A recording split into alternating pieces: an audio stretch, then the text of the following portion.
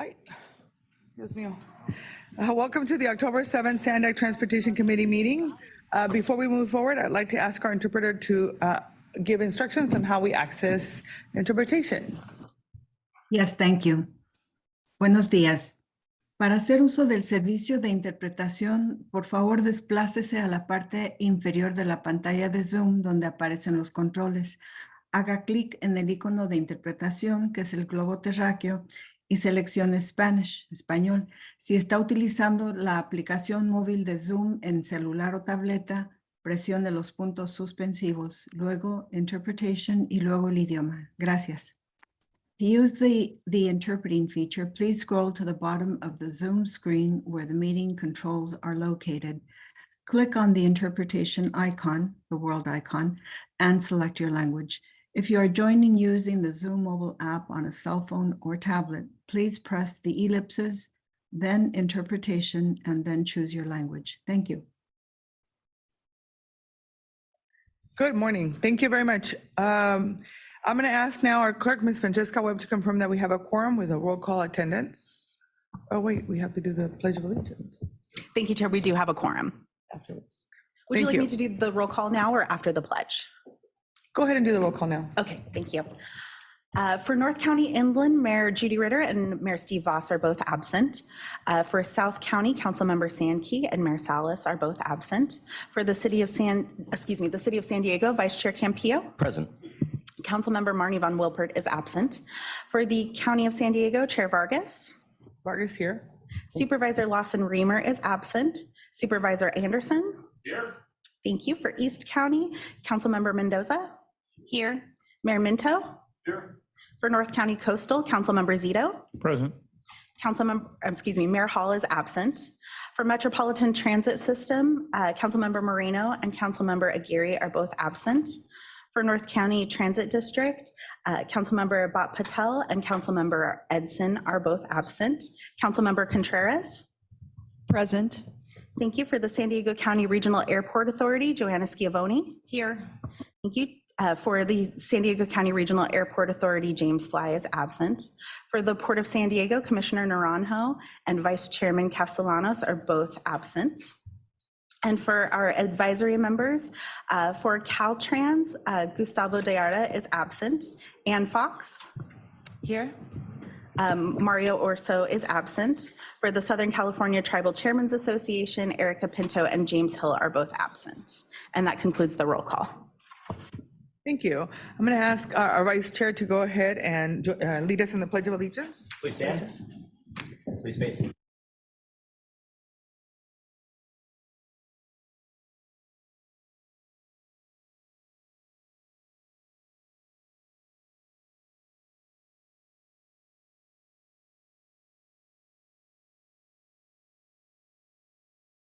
Thank you, Vice Chair Campillo. Item number 1 is public comments, communication, member comments. We're not going to take public member comments. Ms. Francesca, do we have any members of the public that wish to speak? Thank you, Chair. I don't see any public comments. Okay. Next, any comments from committee members at this time? Yes, sir. Good morning. I have a couple announcements on behalf of Caltrans. Last Wednesday, so a couple days ago, Wednesday, October 5th, was Clean Air Day. And just wanted to acknowledge that Caltrans had nearly 1,400 pledges during that event. And that was our employees pledging to do anything from cleaning our home air filters to planting a garden to taking advantage of our free transit days on our way to home or school. And District 11 further demonstrated our commitment to clean air. We planted three more trees at our district's, what we're calling our district forest. So congrats to our employees on that effort. Next Tuesday, Caltrans will hold an in-person hiring fair to receive applications for multiple maintenance positions. So this will be held at our District 11 office from 8 a.m. to 1 p.m. We're doing this as an outreach to and within the community. We will be helping our attendees filling out their applications, providing more detail on available positions, and really helping them through the next steps in the process. And then the following Saturday, October 15th, Caltrans will hold a free Clean California disposal event. These have been very successful for us, our Caltrans dumpster days, disposal days. This one will be held at Escondido Maintenance Yard. This is located at 1780 West Mission Road there in Escondido. We'll have multiple dumpsters there available to accept any household waste and approved debris, and we'll be there till the dumpsters are filled. So that's all I have. Thank you. Thank you very much. And if you haven't signed the pledge for clean air, please do it. I did it and it's easy to do. And I don't think it should be only one day. It should be for the whole year. So thank you for all the great work and leadership on that. Any other public comments? Yes, Ms. Chauvin? So I wanted to just provide a quick update about two exciting developments at the airport. Number one is that you may have seen in the news, we got a $110 million grant from the FAA to be utilized over the next 10 years for airfield improvements in connection with the new Terminal 1 build. So hopefully you're all as excited about that as we are. And then we just got some great news yesterday, and I want to read this specifically because it's, I want to get it right, but that San Diego International received the highest rating by the airport carbon accreditation program. And so, and we've also just released our sustainability report. And so it's kind of news to a lot of people about how environmentally sustainable the airport is. And so we're really proud of that new accreditation, and I'm happy to answer any questions about that. Thank you. It was an exciting day yesterday at the airport. All right, any other public comments? Member comments, I'm sorry, no? Seeing none. The next item on the agenda is item number 2, our agency report. I'm going to turn it over to our executive director, Colleen. Good morning, everyone. Good morning, everyone. Happy to be here to provide the agency-wide report for you all.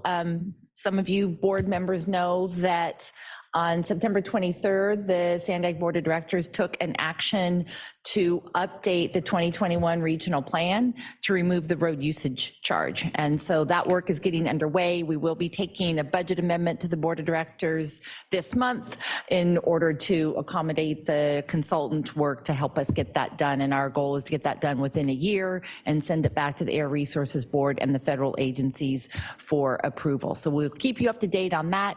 Meanwhile, we are continuing to implement all other aspects of the 2021 regional plan. Some of the things that you'll even be hearing about today, we're doing the detailed work on various corridors. So the next regional plan, the 2025 regional plan, will be able to have that further level of detail. Just in kind of building on what our Caltrans representative talked about in terms of Clean Air Day, and couldn't agree with you more that it should be more than a day, it should be a week. This is also Rideshare Week. And so we've been promoting at SANDAG a number of different ways to share rides, take transit. Free transit on Wednesday was a great event. I don't know, Sharon, if MTS has ridership yet on that, but I think that in collaboration with the work that we're doing for free transit for youth are really amazing ways to introduce people to transit, and hopefully they'll take it for additional trips going forward. We also had an event with Congressman Levin, who received close to $30 million toward low sand improvements. So it's the San Luis Rey River Bridge up in Oceanside. And that's about a third of the cost to actually construct the improvements to bring the bridge up to standards. And right now the water is coming up and getting closer to that bridge. So we need to address that. That's as a result of changing tides and climate, but also it's giving us the opportunity to double track in that area. And so that allows us to speed up trains. I think lots of us have sat on the Amtrak or thinking or wondering, like, why am I sitting here? And you realize it's because you're waiting for the other train to pass. So to the extent that we can double track, that speeds up service there. So that is great. I think, we're seeing lots of funding. Really happy to hear about, what the funding that the airport is receiving. I think we're all really good at going out and leveraging whatever dollars we can and bring to the region in terms of transportation. That said, in the Low Sand Corridor, I think you've all heard the news about the shutdown of rail service in San Clemente. And so similar to Del Mar, the tracks there are moving. And so that has been shut down. Our understanding, and others may be up to speed on this, we're trying to get regular updates out to the board. It's about 45 days they're anticipating to shore up the work there, just for, to get it so that we can get passengers through. But right now, no passenger service through that area. There is a bus bridge, and that's between Oceanside and Irvine, that bus service is available. Freight is still going through that area, but it can only go at 10 miles an hour and supervised. So that's what's happening. We'll continue to keep you up to date on what's happening there. And then just lastly, I wanted to mention a couple of things. Next Friday, we're very excited to be hosting a joint meeting of the board of directors, all the policy committee members, to celebrate a major milestone for the Otay Mesa East Port of Entry. So we hope all of you can be here. We are going to be having a reception afterwards. And then the following week, several of us will be going down to Mexico City to actually sign the revenue sharing agreement. So this is happening quickly. I think it's something we've anticipated for a long time, and now the ball is really rolling there. And then the last thing I wanted to mention is that this Sunday, kind of closing out Rideshare Week, is a community celebration that Sandag is hosting in collaboration with many of our partner agencies, just to kind of highlight all the work that's happening in the region around transportation, what Sandag does in the region. And you may recall that at the end of last year, we did a request for innovative concepts, looking to the private sector on ways that we can provide transportation in the region. There were 18 submittals. That was narrowed down to 3, and the 3 winners will actually be presenting their concepts in sort of a fun competition. We'll have judges and have questions about their different projects. We kind of tried to do something along this kind of Shark Tank kind of idea there. So really, it's a family event. There'll be face painting, food, and all sorts of activities, and really trying to introduce youngsters as well to all the different ways that we can get around the region in a cleaner, more sustainable and fair way. So that concludes the report, and thank you. Happy to answer any questions any of you have. Thank you, Colleen. So many exciting things happening at Sandag. So Francesca, do we have any public comments? No, Chair, we do not on this item. All right, do we have any member comments? All right, seeing none. The next item on the agenda is our consent agenda. Unless there are any members of comments on the questions on the consent items, I'm going to entertain a motion to approve the consent agenda. Campillo will move. Yes, sir. I'll second, but I also had one comment on the minutes that Yes. I did notice that the table was still showing people that were attending remotely. We may want to update the minutes to show that we're now back in person. That's all. Okay. All right. With that, we have a motion and a second. Madam Clerk, can you call, do we have any public comments? No, Chair, we do not. All right, can you go ahead and, I forgot. We get to use the machine. All right, everybody vote, please.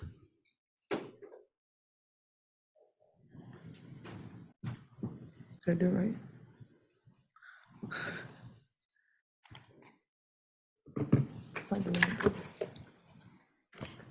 Are you not voting? I don't know how to use these. It's not loading. Is it not? Press the number 1 down here. Oh, sorry. I need some training. I did. Get one more vote added. That item does pass unanimously with those members why present. they're We'll not doing update the voting slide to reflect that there were 6 yeses. They have it. Thank you. I know, but we want to. I know, but why is this not working? It says received, but oh well. All right, we're good. Next vote. Who knew that I was going to miss Zoom?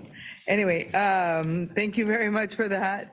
Moving on to our reports. Item number 5 is the Transnet Environmental Mitigation Program, Land Management Grant Program, Project Rankings and Funding. We have Ms. Courtney to present this item.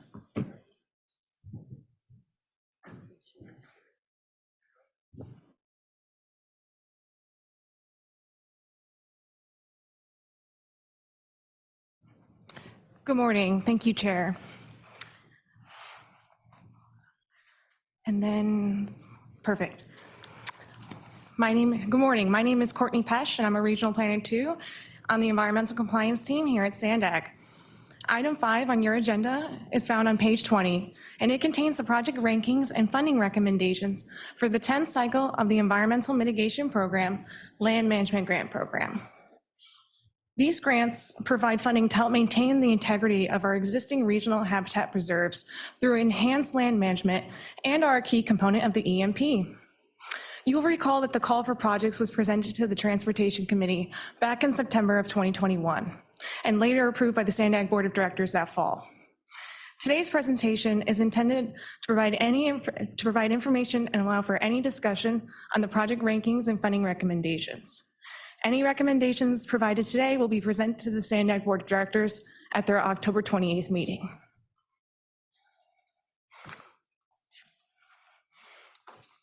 Before I go further into the project rankings and funding recommendations, I wanted to start with the purpose of the program.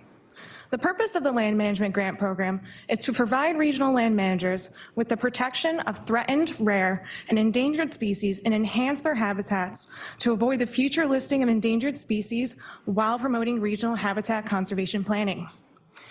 This funding provides safety net to protect our investments, to avoid the future listing of endangered species, and also by reducing permitting and mitigation costs. There have been 9 previous grant cycles that have awarded a total of 117 grants through a competitive process. Approximately $16.4 million has been awarded, and an additional $10 million in matching funds has been provided by grantees. Applications for this cycle of funding were due on January 31st of this year. In total, 29 applications were submitted for the $2.4 million available in funding. Of those 29 applications, 19 are being recommended. Now I wanted to provide you all with an excellent example of a successful 9th cycle EMP land management grant project. On the screen above, you'll see a series of photos that were taken by the Port of San Diego for their Endangered and Threatened Species Stewardship at D Street Fills project back in the spring of 2020. The grant was awarded in November 2018 to prepare the 30-acre site for the nesting and breeding seasons for the federally and state-listed endangered species, the California least terns, which you'll see on the bottom right side of your screen, and the western snowy plovers, which is the bottom left side of your screen. Management activities were performed to prepare the site, including site grading, debris removal, avian monitoring, predator management, and hosting volunteer events to engage and educate the surrounding community. Now, I know many of you are probably thinking when you look to the before and after picture, how does this look like an improvement? It went from green to brown. Well, as you look to the bottom middle picture, that is an image of 2 western snowy plover chicks taking refuge under an artificial nest, which in this case is a tile shingle. As you see, they nest directly on top of the sand. So in order to be able to protect their surroundings, they need to be able to see 360 degrees around them. So the port removed all the invasive species from the before image.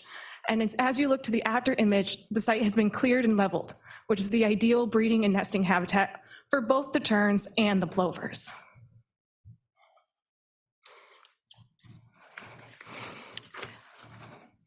As described in the call for projects, the grant categories for the land management grants were split into 2 categories. On the left side of your screen, you'll see the threat reduction stewardship category, which is intended to assist regional land managers with short-term stewardship activities to reduce threats on conserved lands. Projects must be completed within 18 months and can be awarded $80,000 each. Now, on the right side of your screen is the species and habitat recovery category, which is intended to fund longer-term, larger-scale habitat restoration and enhancement projects with an emphasis on management strategic plan priority species and their habitats. Projects can be awarded a maximum of $1.6 million each and should be completed within 3 to 5 years. The EMP Working Group, now known as the Regional Habitat Conservation Task Force, formed an evaluation committee at their March 2020 meeting. And that evaluation committee met in March of 2022 to review the applications for the 10th cycle of funding. Consistent with all grant programs at SANDAG, a sum of ranks approach was utilized to rank these projects. Based on the evaluation committee's rankings, the EMP working group recommends funding 11 projects in the threat reduction stewardship category, totaling $817,602.46. The recommended projects are highlighted in gray in attachment 1 and can be found on pages 22 and 23 of the report. As you look to attachment 1, the projects that are being recommended for funding have a wide variety of topics, including small-scale invasive species removal, fence and signage installation to promote authorized trail use, and something as innovative as a bat hotel installation. In addition, the EMP working group also recommends awarding 8 projects in the species and habitat recovery category, totaling $1,582,397.54. Projects recommended for funding are also highlighted in gray in attachment 2 and can be found on pages 23 and 24 of the report. As you look to attachment 2, these projects that are being recommended for funding include large-scale invasive species removal and large-scale habitat restoration and enhancement projects for coastal cactus wren restoration. In addition, I want to point out that the evaluation committee determined to allocate $17,602.46 from the species and habitat recovery category and reallocate those funds to the threat reduction stewardship category in order to award to a greater number of grantees and to further promote regional habitat conservation goals. In total, these projects will bring in approximately $788,668.78 in matching funds.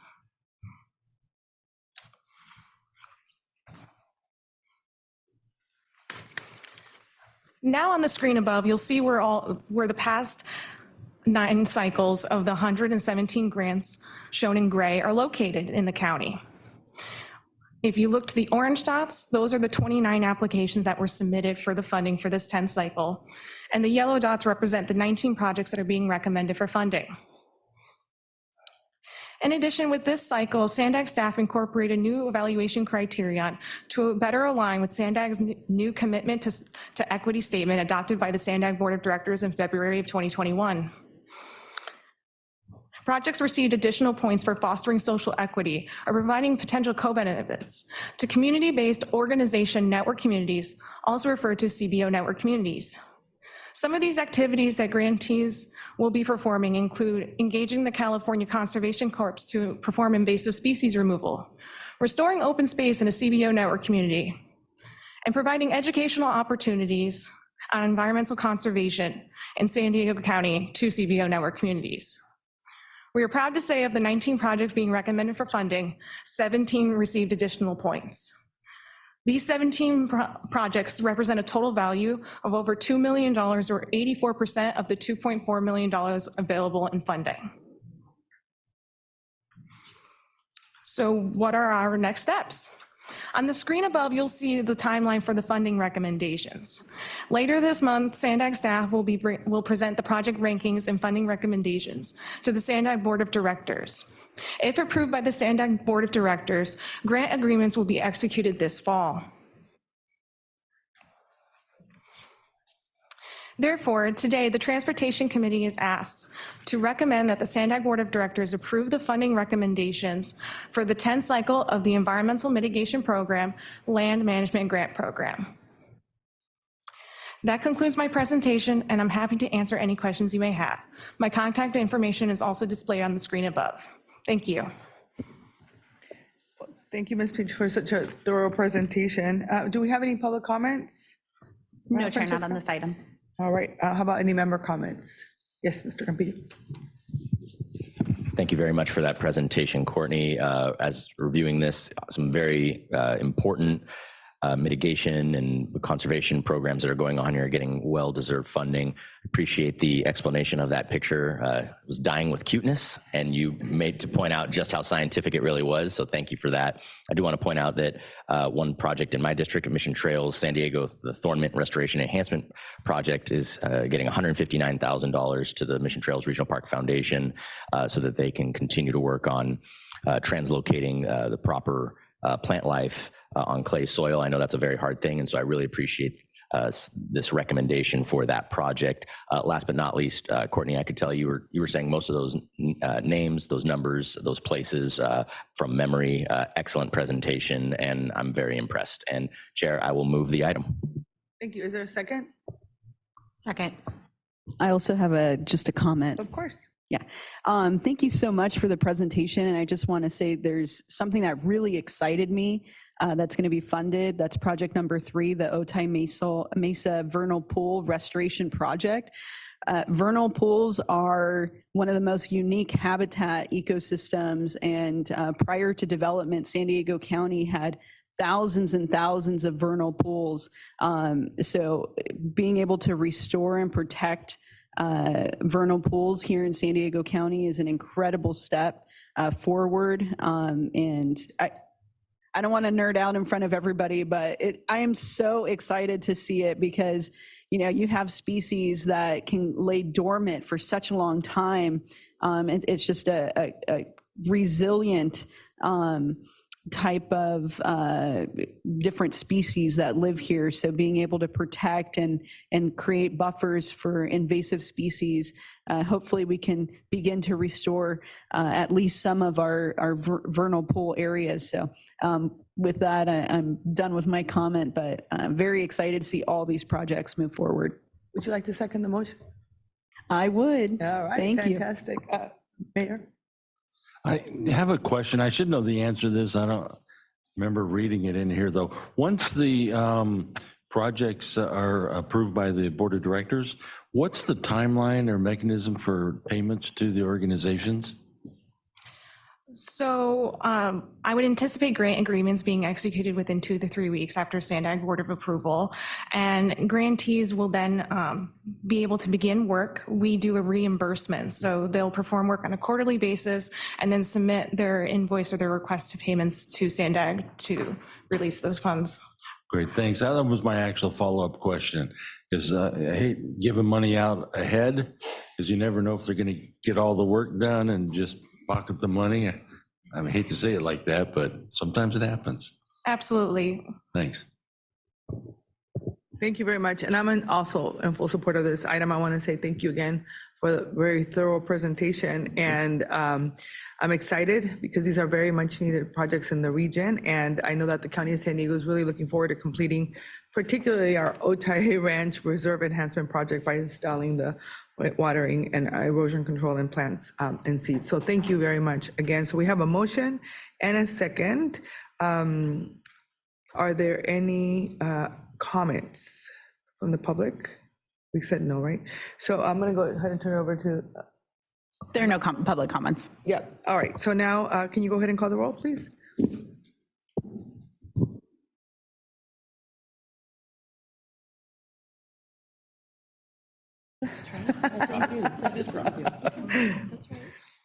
That item does pass unanimously with those members present. There you go. I've only been chair how many years now?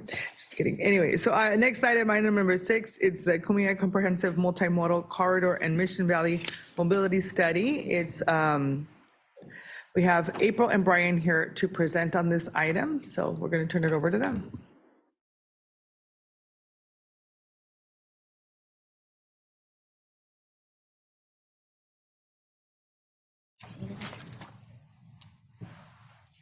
Good morning. My name is April De Jesus, and I'm a mobility planner here at SANDAG, and I'm also the co-project manager for the Kumeyaay Corridor Comprehensive Multimodal Corridor Plan. Good morning. I'm Brian Miller. I am Associate Transportation Planner here with Caltrans District 11, and I will be sitting in on behalf of Melina Pereira, who's the project manager from Caltrans for the Kumeyaay Corridor CMCP. And our project was named the Kumeyaay Corridor in honor and respect for being located on the traditional, ancestral, and unceded lands of the Kumeyaay people in our region.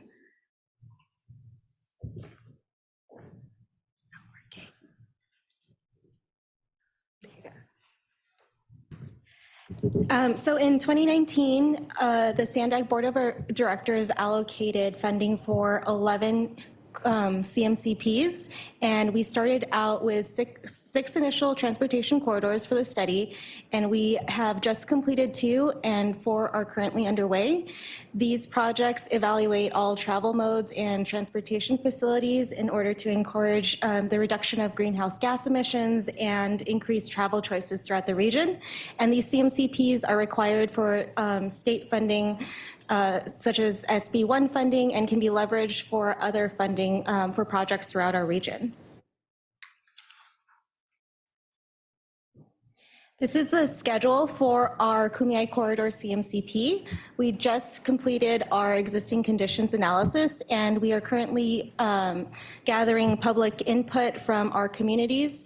And in the fall or winter of this year, we'll be developing transportation solutions to propose to the community, and also plan on returning early next year with those transportation solutions and gaining public input from those recommendations. And we anticipate completing our CMCP in the summer of next year. So this is our project study area. In the dark blue, you'll see the project study area, which is a 24-mile east to west corridor, about 2 miles north to south from the bay to Lakeside. And in the light blue on the eastern side, you'll see our project area of influence, which will allow us to further engage our neighbors to the east, including our tribal nations. And in the dark purple outline, you'll see that we have highlighted the Mission Valley Community Planning Area. And that's because we also received a Caltrans planning grant as a partnership with the City of San Diego and MTS to look closely at the travel access to and from this Mission Valley Community Planning Area. So our project area has just over 20% of the population, jobs, and housing units for our region.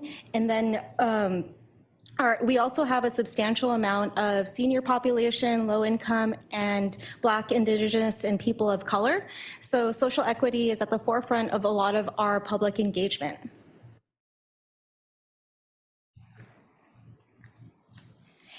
And as you can see on this slide, this is the distribution of those populations, which are mainly located in the communities of Linda Vista, City Heights, and El Cajon.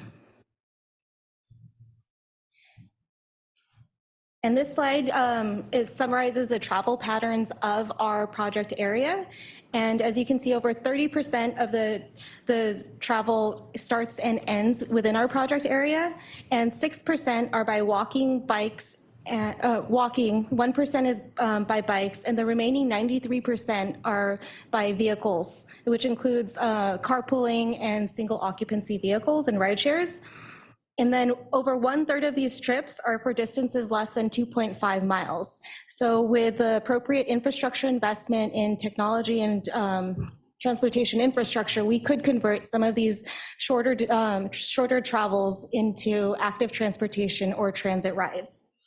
Now I'm going to pass it over to Brian, who will discuss the challenges and opportunities for engagement and gathering your feedback. Thank you, April. So yeah, as April just quickly mentioned, we're early in the process here with the CMCP development. And as part of the existing studies and analysis of everything that's going on, we've been able to identify a few key challenges that are related to our corridor area. So I'm just going to take this time to provide you a little bit of a high-level summary of what we're looking at here, particularly with this corridor. Just to start off here, looking at active transportation. With this corridor, freeways, as we commonly know, or as we know, are pretty much common barriers to active transportation users, and particularly in the Kumeyaay corridor, this is kind of no exception. Our study area is aligned with I-8, and particularly through the San Diego River, and we see that there's a lot of intersecting freeways, connectors, and large arterials throughout the corridor. And as a result, with these particular facilities, we see there's a lot of limited crossing points over the freeways. And when the crossing is available, it's often uncomfortable for people walking and biking. And particularly with this in mind, the network itself, when we look at the existing network within the corridor, we see that it really doesn't serve people of all ages and abilities. A lot of the bike routes when we're looking at this are along 4 to 6 lane roadways, which can be kind of intimidating, a high level of stress, and really deter users from actually utilizing those routes. And when we see intersections throughout the corridor, we often see that they're poorly marked with crosswalks and may not be comfortable for most pedestrians. And with that in mind, looking at freeway barriers, kind of moving into the transit, this kind of plays into that as well. One of the key issues we're looking at this is there's a limited access to high quality transit within the corridor. We have the Green Line as a major asset that runs along the I-8 facility, but oftentimes there's a challenge of getting the north to south connections. And we can see that here in the image off to the right. This is a map showcasing a accessibility assessment of 7 stations in the Mission Valley area. This is looking at I-8 in the Mission Valley, sorry, as I mentioned, the Mission Valley area. The pink shading off to the right in this image represents a half-mile crow flies buffer from each station. So that's a straight line, half-mile from each station around. And then we have the yellow image, which actually looks at a true half-mile travel shed from the actual station itself. So this is the actual network people would walk within a half a mile. And if we look at the dotted circle off to the right here, particularly in this image, we see as the relationship between the yellow and pink, you can see that there is a lack of connections to the south of the freeway where the transit line runs. This is these 3 stations here, which is Fenton Parkway, Qualcomm Stadium, and the Mission San Diego station. We all notice that they have this poor accessibility to the south, and this is a common issue as throughout the corridor there's a lack of north to south connections. We also see this at the Alvarado and 70th Street stations along the Green Line. And this kind of speaks to the point I made earlier about the freeways acting as barriers and within the corridor itself. So when we do have transit available within the corridor, we do notice that there are long transit times to begin with. We have the image here off to the left, which shows it taking about an hour to get from City Heights to Sharp Memorial Hospital, whereas it takes about 12 minutes by transit, and this is during normal conditions. And throughout the corridor, for road users themselves, safety remains a critical concern. Most vehicle collisions that we see along the corridor are occurring largely along the freeways and arterials. We can see this here in the image off to the right. This is a dot density map looking at the Transportation Injury Mapping Service data from 2015 to 2019. And as you can see in this image, the collisions that are occurring with no severity are often occurring around the freeway facilities themselves. And one of the reasons we're looking at when we see this is a lot of the exits along I-8 themselves are closely spaced. And at these locations, we have cars entering and exiting I-8, often changing lanes or weaving at high speeds and in short distances to merge onto the major north to south highways and connectors throughout the region. And notwithstanding, a key challenge within this corridor is the greater traffic volumes that are currently present, both during morning and evening commutes, but especially during I-8, we see that this congestion often presents a buildup of queues, and we see backup occurring on the freeways and arterials themselves. And this is most notably in Mission Valley, where the queues often spill into the passing lanes of the freeway. And then lastly, what we're looking at, let's see if we can get this to change. There we go. All right, yeah, so one of the last things we're looking at here, and this is, the corridor itself, much like the region and the state, we're subject to the growing impacts of climate change and the hazards that are associated with it. Just to highlight a few, particularly in this corridor, overall temperatures are rising. We know that, and we felt that last month here with that major heat wave that lasted a week or so. And we understand that the heat waves in the future and the droughts and wildfire events that we experience are going to be intense, more frequent, and severe. And this is a particular problem for our corridor, particularly where impacts are already disproportionately felt across low-lying aspects of the valleys and the floors of the corridor. And oftentimes this is most felt in our East County communities along I-8. So on top of this, we understand that more frequent and intense storm events are going to occur within the corridor, and this is going to present a major hazard for inland flooding throughout the corridor, as well as sea rise and flooding on the western edges. Most of the study area, or portions of the study area, are around Mission Valley and exist within the 100 and 500 year floodplain. the San Diego River. And these events are already affected by normal storm events. And we can see this in the image off to the right here, which looks at Fashion Valley Road and flooding that occurred last year during a normal winter storm. These impacts are pretty severe, and they also result in some subsequent local road closures. So as we're developing the CMCP, there's a number of climate impacts that we're looking at as they impact not only the region and the state as a whole. And we have it listed here, but looking at sea level rise, riverine flow, extreme weather, wildfire, increased in temperature, heat waves, and droughts. So these are going to be critically important as we develop the plan moving forward. And then okay.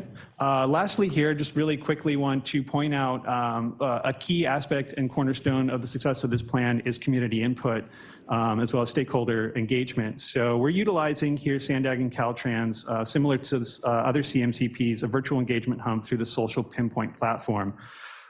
This web service allows us to provide updated project information at all times and opportunities for everybody to participate. Folks can access this through the CMCP website and use their smartphone or computer to provide input and engage. They can do this at all times of the day, which is important. And we'll be continuing this up until December 2nd of this year. So as part of this, folks can take a transportation survey related to the corridor. They can leave a comment or question, or even fill out an interactive mapping activity. So this is a really important tool that we've been utilizing for this effort. And then that concludes just the high-level overview of what we're looking at in terms of challenges. So I'll pass it off here to April to close out. So that concludes our presentation. As you can see, these are the various forms of contacting us if for you or any of the rest of the community. We encourage you to use your phones to scan the QR code on the screen, to go to our virtual engagement site and provide us with any feedback. And we'll turn it back over to Chair Vargas for any questions or comments. Thank you so much for that presentation. And I want to say thank you for all the engagement of our community partners, and want to continue to encourage that through the CMCP process and to ensure the goal of really incorporating local, state, and federal policy consideration is occurring. So appreciate that. I really believe that this collaboration with tribal nations must continue to ensure that traditional, ancestral, and unceded lands of the Kumeyaay people is being respected. So I really want to say thank you to the team for doing such a great job on this update. With that, do we have any public comments? Thank you, Chair. We do have one hand up from the public. Dr. Tim Bilash, you can go ahead when you're ready. Thank you very much. Good morning, committee and members. Timothy Bilash, I'm up in Mid-County, coastal San Diego. On this item, I appreciate the multi-corridor approach and the superb presentation this morning. Thank you. Would like to hear more about this in as many different settings as possible. I think educating ourselves as public would really be useful. I'd like to focus on slide 7. And I made this comment earlier in the week, appreciate the north-south transit measures. I see that they mention 8 million pass-throughs in the corridor. And I would just be more interested as well in, are these commercial deliveries, big trucks, small trucks coming from the border, to get a better idea of how to apportion the public versus vehicle transportation, and how some of those short trips that were mentioned might actually be taken off the public, the roadways. I'm interested in there's been some presentations earlier about countywide projections for vehicle mileage, and be interested in those future projections through this particular area and the alternative non-road transportation connections. Are these person commuters that could be encouraged, as mentioned, to public transportation for point to point, since it's just a single passenger, as opposed to multiple travel needs?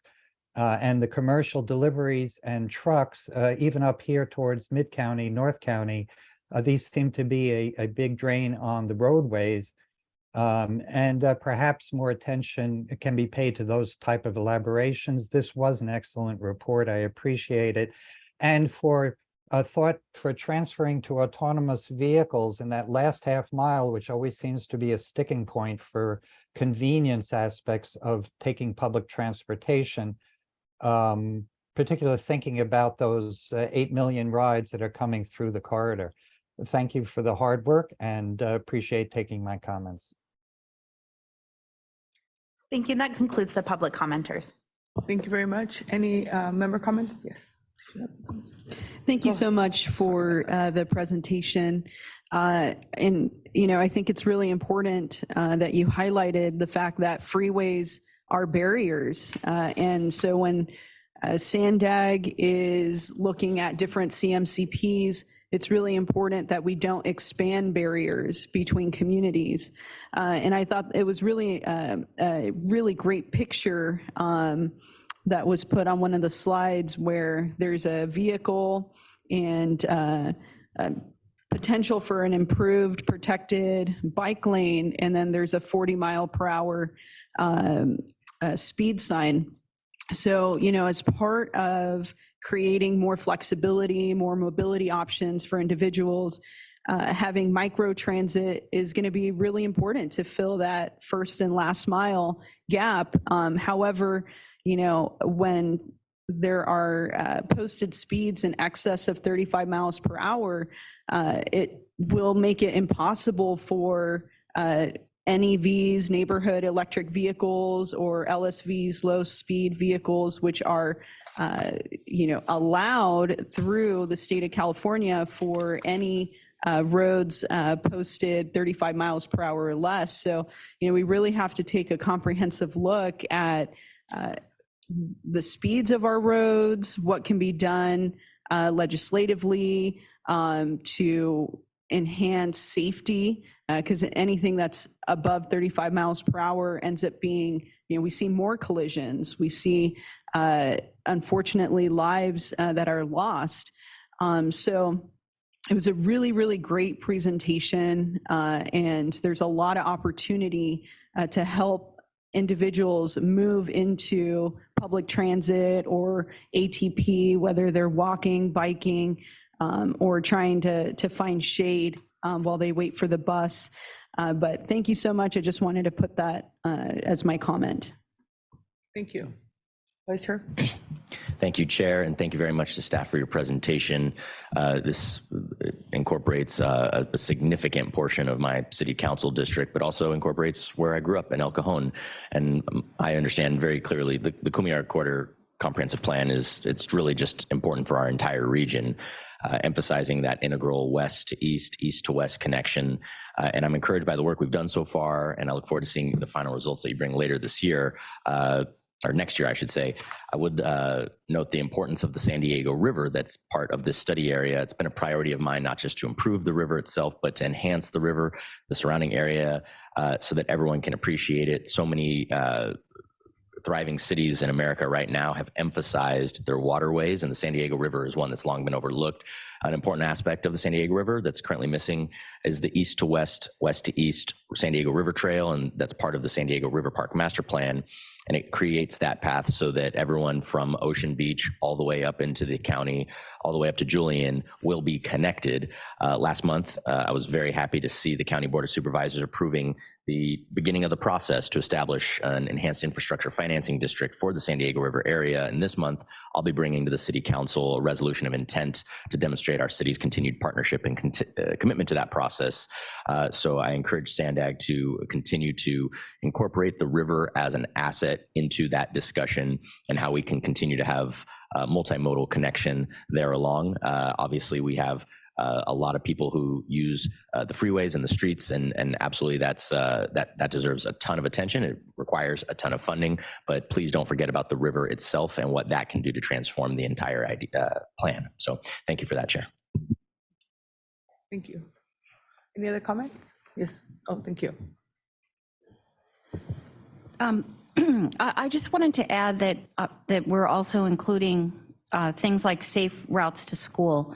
For instance, in Lemon Grove doesn't have a high school. There's no high school in Lemon Grove.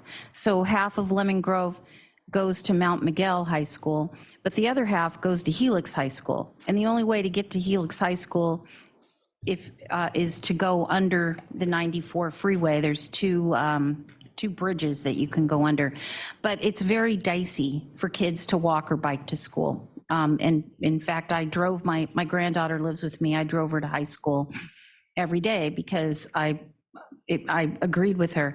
Also, Grossmont College. I mean, when I was young, I rode my bike from Lemon Grove to Grossmont College, mainly because college was free, except you had to pay for parking.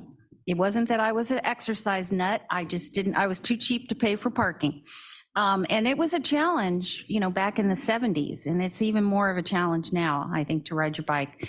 But we really, I see the traffic coming out of Lemon Grove every day, going to San Diego State, Grossmont, Cuyamaca. So I'm just hoping let's cite where these high schools and colleges are, and include planning for safe biking and walking to schools. And that'll definitely get a lot of cars off the road.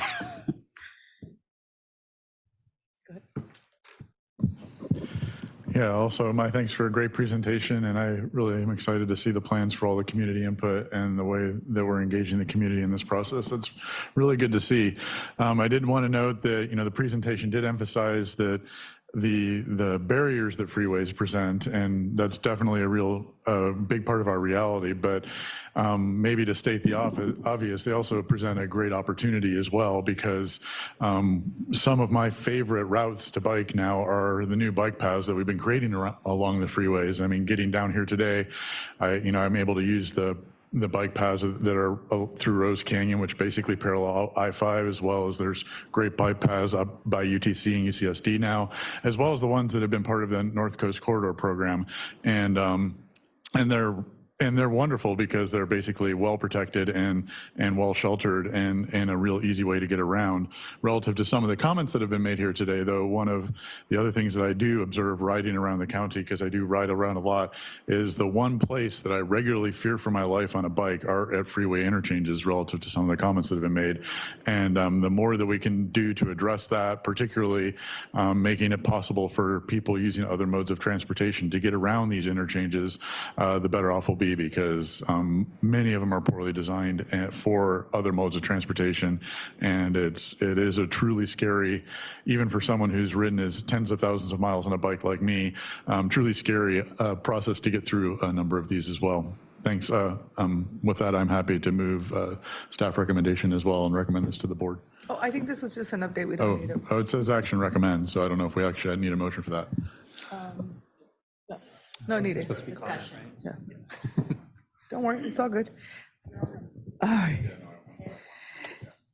The next item, thank you again. Thank you for the presentation, and thank you everyone for your comments. Yes, sir.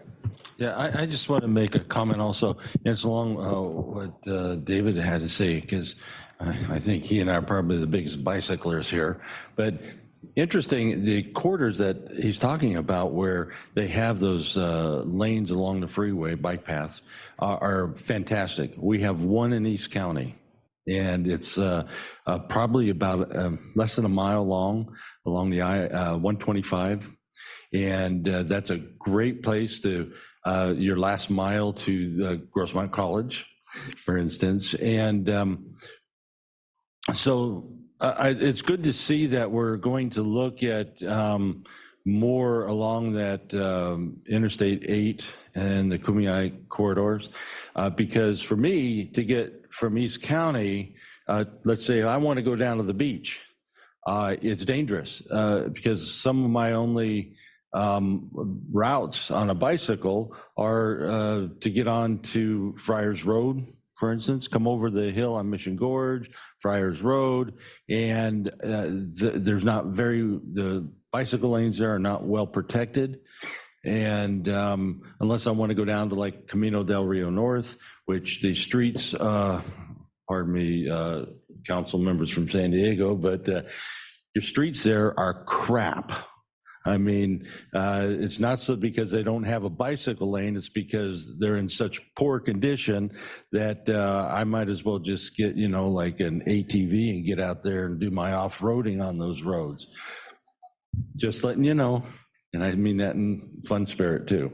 But designing these things are really important. And I noticed that you talked a little bit about the the 2 and 3 lane, 4 lane highways that you'd like to do something differently there because it may not be as safe. Well, my opinion is they're actually safer. One reason why is because you have so much room. And it's in most places where you have a larger piece of roadway, you get your good 6 foot or more on bicycle lanes. The more narrow the roadway, the smaller the bicycle lanes, the closer the cars are to you. So I may disagree a little bit just based on my experience. I don't know how David feels about that. If he finds it the same or more narrow, the more less safe you feel.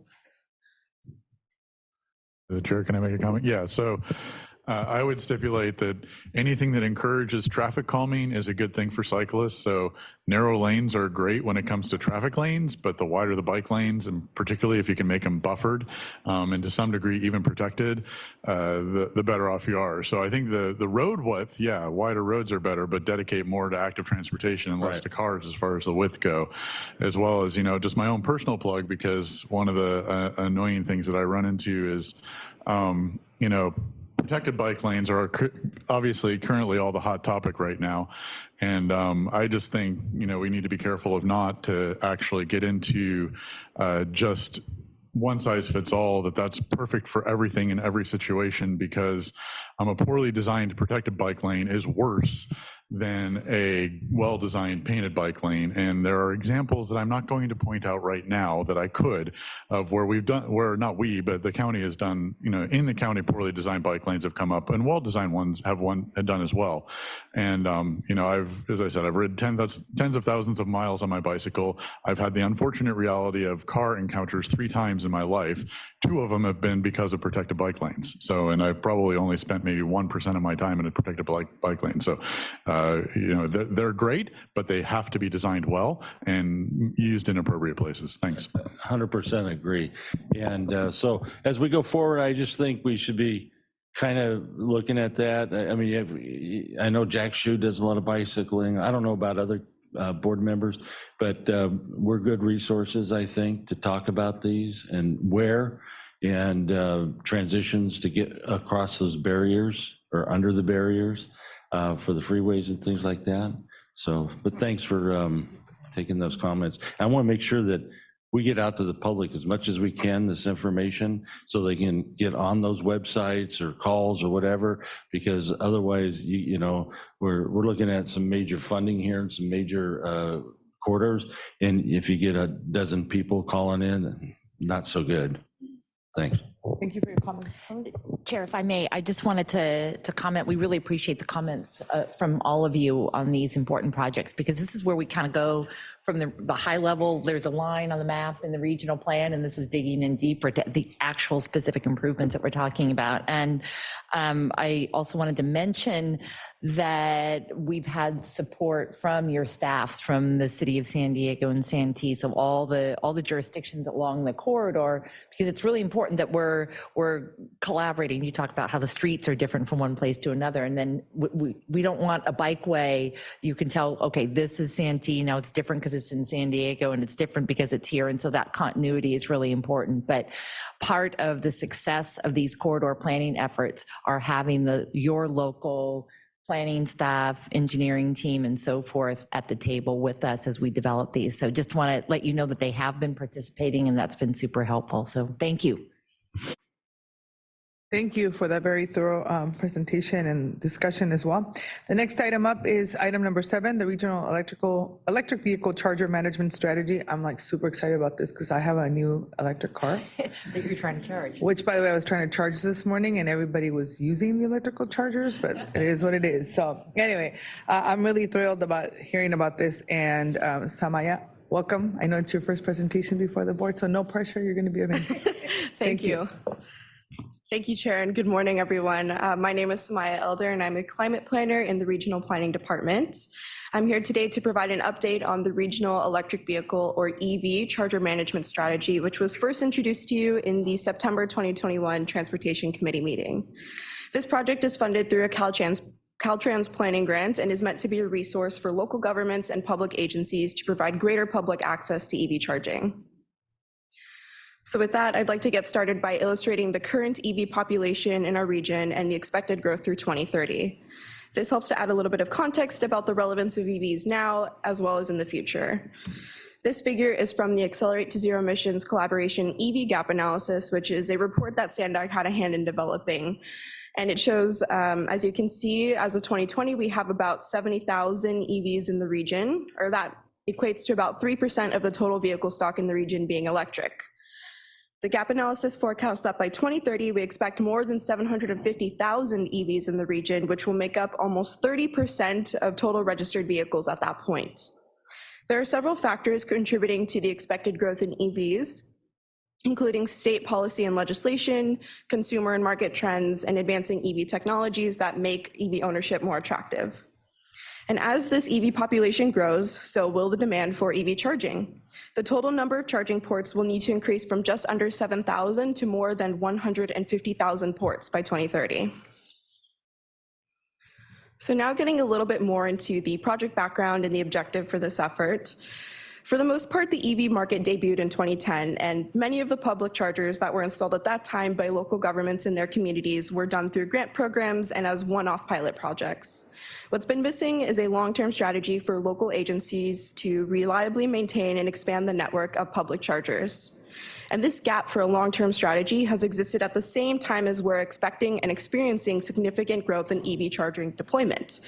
This is something that we see in the modeling forecast on the previous slide, and it's something that's also called for in SANDAG regional plans and sustainable community strategy, in local climate action plans, and again in state and federal policy. Public charging is also critical from an equity perspective for drivers who don't have access to at-home charging because they may rent, live in multifamily housing, or don't have access to off-street parking. So for these reasons, SANDAG and NCTD partnered and were awarded a Caltrans planning grant in 2020 to develop this regional EV charger management strategy. The objective is to enable greater public access to chargers and to support reliable operation and management of EV chargers located at public agency-owned locations. So by that I mean things like libraries, parks, civic centers, transit stations, mobility hubs, and those are just to name a few. I'll now cover the work that's been done through this project, which has led us to the current strategy that we have and what our next steps are. First, we completed a detailed review of charging practices that are in place with transit agencies, city governments, and state DOTs from around the country. So this was a national research effort. This included topics such as ownership structures, funding sources, utility providers, fee and payment structures, and parking rules. Next, we documented existing practices among local governments and public agencies in our region. So we went from a national approach to a more regional existing practices approach. And this covered topics more specific to planning, procurement, installation, ownership, and maintenance of EV charging stations. And this report was done through an extensive stakeholder engagement process that included stakeholder interviews and surveys with local government and public agency staff. The third project report identifies key considerations for public agencies in deploying and managing their EV charging assets. So the graphic on this slide is taken from the report, and I know it has a lot of information on it. Across the top axis are various levels of EV charging. So we have the slower speeds on the left-hand side, which are least costly to install, so that's level 1. Moving towards the right, we have the quicker speeds of charging, which are more costly to install, and that's level 3, otherwise known as DC fast charging. On the vertical axis on the left-hand side, several key considerations that affect capital costs for deploying charging infrastructure are listed. So this is essentially a tool that shows cost and considerations for each charging speed, as well as the capacity of the vehicles that they can serve. Graphics like this one were created to help local government staff make informed decisions on selecting the most efficient and cost-effective charging option to meet their needs. Those 3 reports take us to the actual charger management strategy, which we just completed in September 2022. It's available on the SANDAG website if you're interested in reading more. The strategy synthesizes previous findings and themes and identifies best practices for charger deployment. As part of developing this report, we met with stakeholders in a July 2022 workshop, and that again included staff from local jurisdictions and public agencies. We were able to share the strategy with them and ask for their feedback and their input, and we heard a lot of really great things, and I have a few highlights to share with you today. Number one is that jurisdictions' EV charging practices are mostly driven by grant or program-specific requirements. So again, as I mentioned in the beginning, these were kind of one-off efforts as funding became available, and the need for a long-term strategy to standardize those processes is a gap that is being filled by this strategy. Number two, we heard that some local governments have been unable to take advantage of funding opportunities due to short application windows and really quick turnaround times. And number three, we heard that regional coordination is helpful to share best practices and develop common approaches as more and more local governments seek to provide EV charging as a public service. So together with our previous findings from the other three reports and this engagement workshop, we developed the strategy, which has many key takeaways, but I have a few to highlight again today. Number one is to start planning for EV charging early. The earlier, the better. And this can support, or this jurisdiction preparedness for EV charging can support pursuing funding opportunities as they are available. Number two is, as a strategy takeaway, is to monitor charger usage and to use this data to inform future EV deployments. And number three is understand your site-specific considerations and select the right technology for the right use case. So this kind of goes back to the graphic that I had previously for the asset management considerations report, this one. This is a tool that can help support implementation of this strategy. And another example is a driver who stops at a library may be parked there for 2 to 3 hours. In that case, level 2 charging at that speed would likely suffice and is more cost efficient to install. But for a driver running errands and visiting a grocery store for under an hour, fast charging is necessary to charge in that amount of time, and it's also better able to serve a quick turnover of vehicles and customers. So this brings us to our next steps, which is to develop 2 roadmaps that will enable implementation of the findings in the strategy. An internal roadmap will identify policies and procedures for Sandag to deploy EV charging. And another roadmap will be for local government and public agency use and will serve as a resource with more detail to implement these strategies and goals. So where the strategy was more high level, the implementation roadmaps will have details and steps to take to actually implement these best practices. Additionally, I wanted to mention, as a separate but complementary effort to the charger management strategy, Sandag staff are currently researching options to streamline the procurement process for EV charging station service providers. We're getting feedback from your staff on needs and services to be included in such a solicitation. And the goal of this research is to get public charging in the ground and more well-maintained more quickly. So this is a timeline of what we've completed so far. There's the reports that I mentioned earlier and the September charger management strategy. We're now in fall, we're starting work on these roadmaps, and we'll continue with community and stakeholder engagement through winter and into project completion, which is on track for early 2023. As this is an informational discussion item, we'll continue to bring updates on clean transportation projects to the committee as relevant.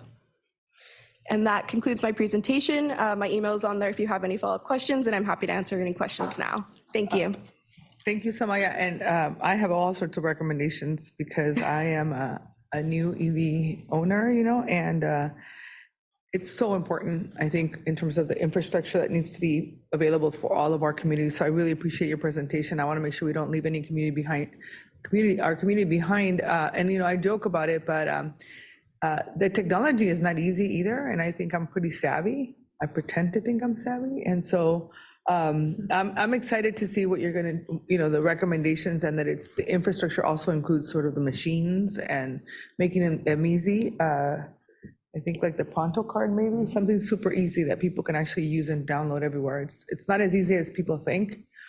So really, really appreciate all the work and really thinking about a roadmap that guides a bigger strategy for the region. So thank you for that presentation. Yes, Supervisor. Thank you, Madam Chair. When you're moving forward with this, I've been driving EV for a long time. And years ago, there were grants available, and SDG&E asked me to write a letter in support of it. And I asked them where they're going to go. All stupid locations. Nobody owning an electric car is going to use them. And so I told them I'm going to write a letter in opposition. The following year, they asked me to do it again. And I said, where are you going to put them? And then I accused the person of having purchased an electric car because they were all smart locations. Across the street from Parkway Plaza, there are 8 charging stations and 4 parking spots. not motorcycle spots, 4 full-size spots. That's because it was grant-driven. Nobody's using it and nobody's engaging in a meaningful way. They just saw the grant money and jumped on it. So when you're moving forward with this, we should be outcome-based. Sandig's been terrific about being outcome-based, but I'd like for you to think about that. The second thing is, we already have lots of experimental. If you were to look at ChargePoint, it's probably the biggest network we have that's being used. I wonder if they would partner with us to look at their most popular sites and help us determine. I will tell you that employers are most overlooked. We're guaranteed, and Nora, I will show you where the charging is at the county. And by the way, as more and more people are moving there, the county doesn't have enough charging stations to accommodate their employees. But that's the one place we know that most likely will spend 8 hours, and we can come out at lunch and change it and allow somebody else. The other thing I'd like for you to take a look at is, no one's thinking about the price. If you're paying 52 cents a kilowatt, you're paying over $10 a gallon if you have a hybrid that gets 40 miles to the gallon. See, I gave up a 42 mile to the gallon hybrid for an electric car, and I actually did the math.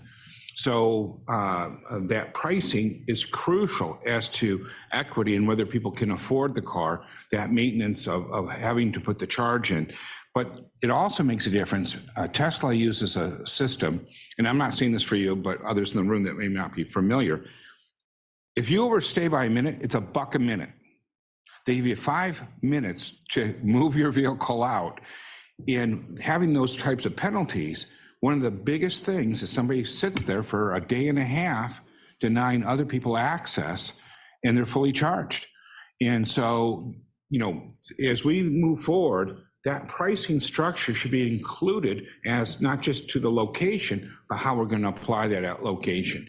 And the other part is, if electric car is the only car you have, and you want to get to LA or you want to go someplace else, we need to be thinking in terms of high speed off the freeway at gas stations, someplace where I can go spend 20 minutes, get a drink, use the restroom, boom, now I have another 90, 200 miles in my car moving forward.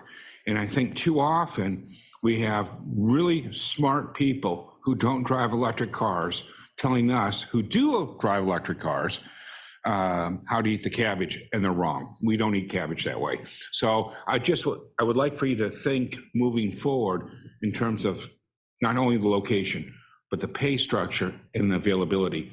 And I think the workplace, so often they'll have it, but if you go to a hospital, go to a pharmacy. Has anybody ever gone to a pharmacy in less than half an hour? No, that's a good 2-hour place.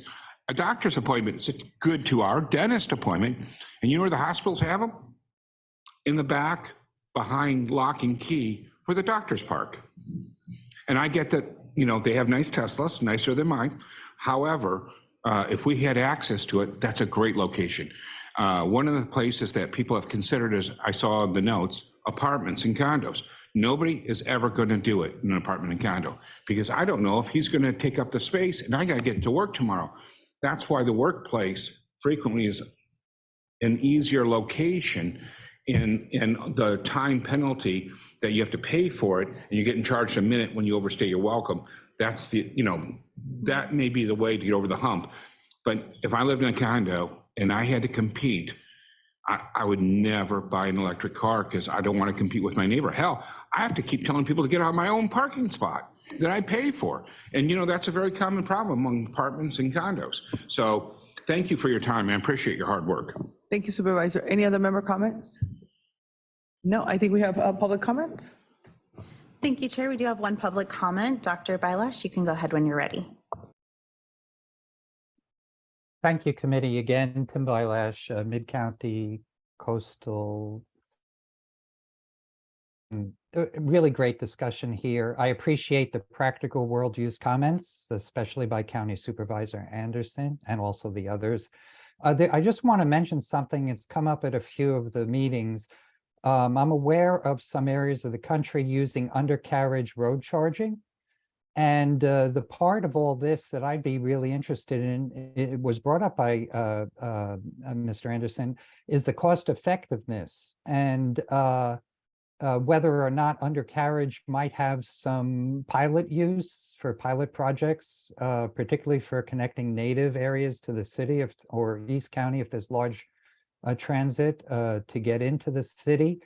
And so also there's a lot of new technology coming out of the science, and it's hard to keep up with it. It's very technical, and whether or not the universities can provide some input to that, or there are a huge number of private companies. I would mention one has to do with biological storage of energy. And so this is one of those situations where it was mentioned before, not one size fits all. And also the technology is rapidly changing. So, the timeline for these as well. I'd be interested if there's emergency charge facilities or whether plugins. This is not probably within a purview of this kind of planning, but, if you get stuck out there, is there a tow truck that can come and charge you up? Be interested in the maintenance cost for these on-site charging as opposed to comparing to long distance, high speed charging on the highways. And then who pays for the infrastructure? Who pays for the power generation? And what are the differential costs for each of things? And I appreciate all that and would just try to have that in the mix as this complex projects go ahead. Thank you once again. Thank you very much. And that concludes the public commenters. Thank you very much. And thank you, Ms. Amaya, for the presentation. Our next item on the agenda is our last report is item number 8, the Transit Ordinance Amendments Work Plan. And we're going to have Ms. Ariana do the presentation.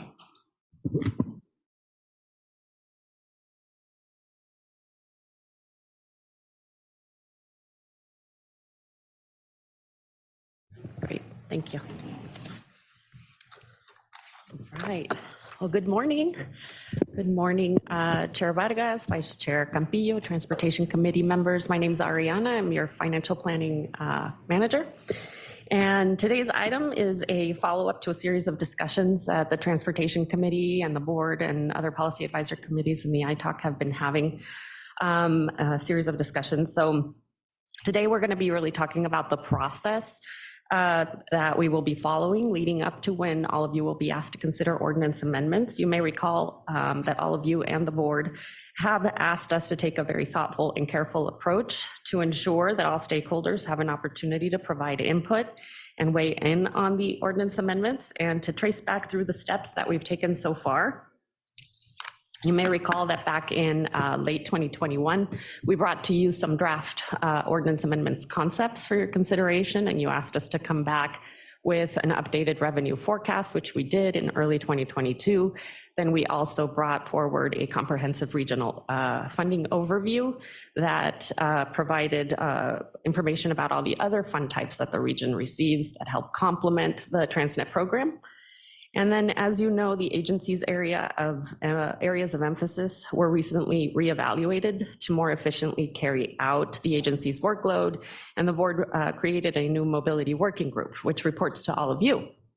And this working group's membership includes your representatives from all your agencies, as well as the transit operators. Its purview is to serve as a resource to carry out agency coordination, develop guidelines, and promote best practices that help implement your regional plan. A subcommittee of the Mobility Working Group was recently formed to carry out this work and to help develop recommendations to the ordinance amendments for your consideration. The subcommittee is going to be assisted by a consultant facilitator, and that person will be assisting with further development of the work plan, which we've included in your agenda packet. They'll also be working side by side with your Independent Taxpayer Oversight Committee to carry out these amendments and bring them to you for your consideration.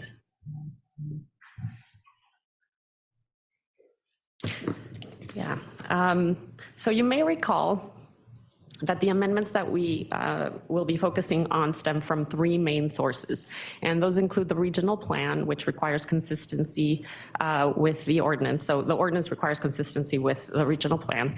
and does state that any projects that are proposed to be funded with revenues under transit have to be consistent with the latest regional plan.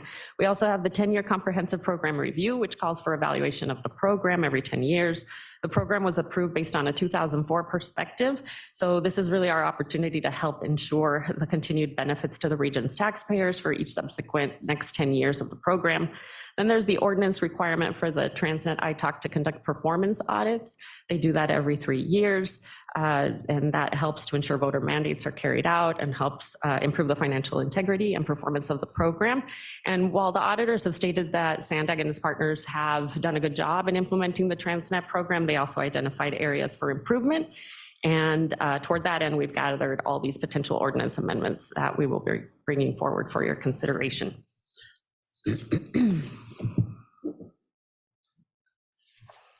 So this is the inventory of the major categories that we will be working on.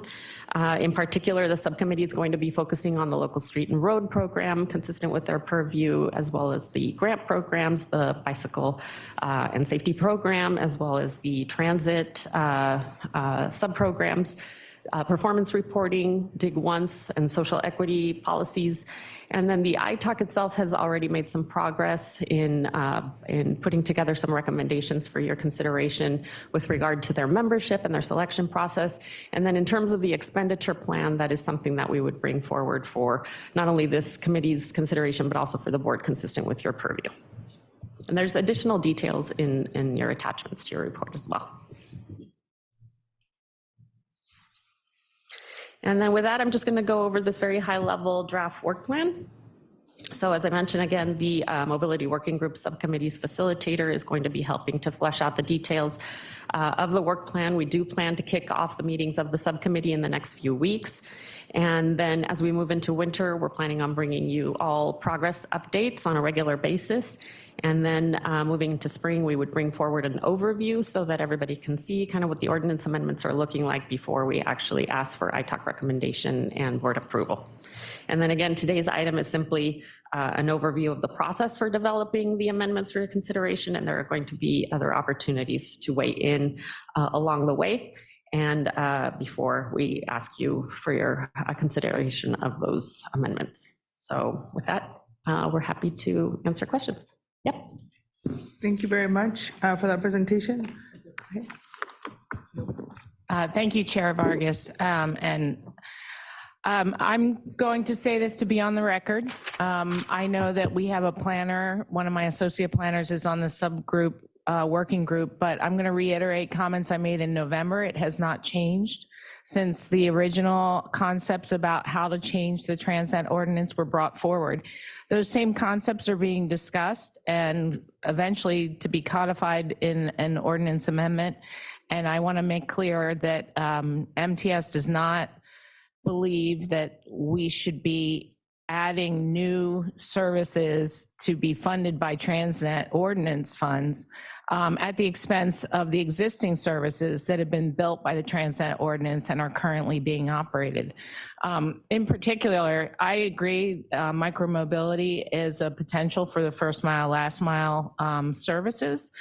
They come at a high cost. Adding new micromobility into the Transnet transit eligible operating expenses at a time when we're being told that Transnet will not fund the bus rapid transits or the Midcoast extension of the trolley moving forward past 2030 potentially, I believe is not the appropriate use of the funds that were earmarked in this ballot initiative. So again, I will bring this back to the Board of Directors for Metropolitan Transit System, but I have not seen anything change since November of 2021 that would indicate that, you know, canceling a bus rapid transit such as the Superloop that has 15,000 passengers currently each day in order to establish these new micromobility services.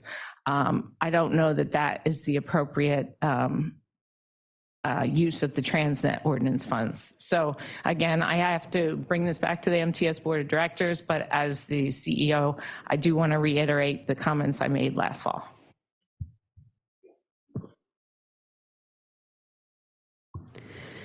Thank you so much for this presentation. And as a representative for North County Transit District, I want to weigh in on the Transnet Transit Operation Fund. The coaster, increasing the frequency has been a game changer. I just, in a different capacity, attended a LoSAN meeting the other day, and coaster ridership is 154% higher year over year. However, if we are not able to fund the frequency and then even look forward to increasing frequencies, it's going to make it extremely difficult to reach our ridership goals, which then feed into reducing VMT, reducing greenhouse gas emissions, creating a consistent, reliable network between North County and down here. I take transit a lot, and I live in Vista. I got to take the Sprinter. I have to make sure it matches up with the coaster. And the more frequent the coaster is, the more flexibility I have in my schedule. So even, trying to figure out when this meeting's going to end so I can maybe get the coaster at 11:20 here. It's extremely important that we preserve the funding and not pit different types of mobility against each other. I'm sure that in the budget, there's other projects that aren't reducing VMT, aren't reducing greenhouse gas emissions, that we can look at, transferring some of those funds into active transportation. But there was a commitment made to increase frequency of the coaster, and NCTD has moved forward with that. And we've seen a lot of gains in doing that. So being able to preserve that frequency is extremely important to our region as a whole. Thank you.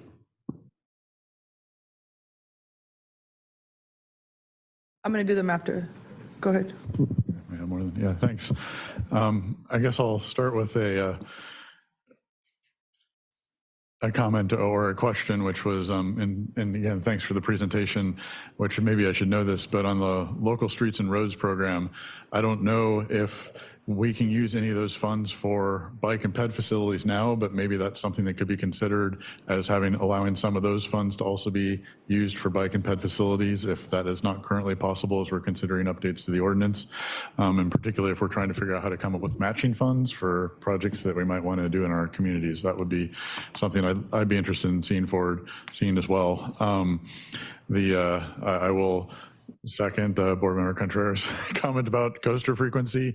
One of the reasons I choose to bike to these meetings is because it's actually quicker for me to bike home than take the coaster, depending upon when I can catch the train. So I find that a little ironic, but it is something that I do. I was able to take advantage of it one of the previous meetings when it was raining, but it did actually take me longer because of the frequency challenges. Last, I just think as we move forward with this, I know there will be plenty of board members, including myself, on the regular board that are going to be interested in, as these changes are proposed, how that might reflect where investments occur across the county, both from an equity perspective and just from an overall perspective. And I think it'll be very useful to say, okay, from the history of Transnet back to the start, where have the investments have occurred? And if we make these changes, where are the new investments going to occur? And just so I do know that there are people, for example, along the 78 corridor and people out in East County along the 67 corridor that have expected improvements that may not be getting those improvements. And we need to make sure that that we continue to at least try to direct some investment towards improving those corridors proportionally relative to what the expectation was at the initial, when this ordinance was voted on, even if it means it's a different kind of investment. So Mr. Mayor Minto can get his bike lane perhaps through these new allocation percentages. Thanks. Any other member comments? All right, public comment. Francesca. Thank you, Chair. Councilmember Sankey is on the line. He was unable to attend today, so he's participating as a member of the public. Councilmember Sankey, you can go ahead when you're ready. Thank you, Madam Clerk and Madam Chair. I appreciate the opportunity to address you. First, I want to echo the remarks made by the MTS and NTCD folks this morning. On target to continue funding the existing services as described before we bite off bigger pieces of an apple that we can't afford to start with. Secondly, I support the possible dedicated funding for San Diego's dedicated special transportation agency. That's fact. And I know we've talked about this before. And dedicated funding for an official county transportation provider is hugely important as we look at amendments to the ordinance. And finally, I'll put on my Coronado hat. I remind Sandag Transportation Committee, as well as the board, of promises made to Coronado that I think the word mollify was used in a San Diego Union Tribune article about it during the discussions when the tolls were removed from the Coronado Bridge. Discussions centered around mitigation measures for military commuter traffic through our town. One of those mitigation measures is mentioned in the Transnet ordinance, the tunnel from the bridge to the base. That is no longer in the mix.